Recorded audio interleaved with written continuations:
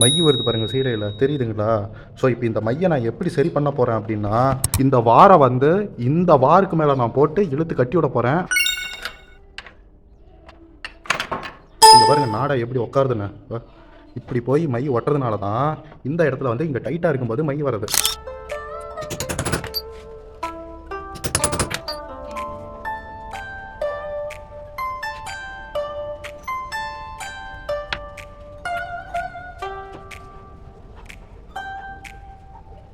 கம்ப்ளீட்டாக ரெடி பண்ணியாச்சு. ஸோ இந்த இடம் தான் வந்து மரத்தோட மரமாக ஒட்ட போகுது. இந்த இடம் மேலே தான் தூக்கிட்டு இருக்கோம். ஓகே கூடிய அடையாளத்தில் அப்படியே நம்ம லாக் பண்ணிடுறோம். அவ்வளோதான் கைஸ். இப்போ வந்து எல்லாமே டைட் பண்ணியாச்சு. ஸோ நான் இப்போ வந்து என்ன பண்ண போகிறோம் அப்படின்னா, இப்போ வந்து நாடா உட்கார வச்சு பார்த்துடலாம். பர்ஃபெக்டாக இருக்குங்க. பர்ஃபெக்டாக இருக்குது. போட்டு விட்டலாம் தெரியா.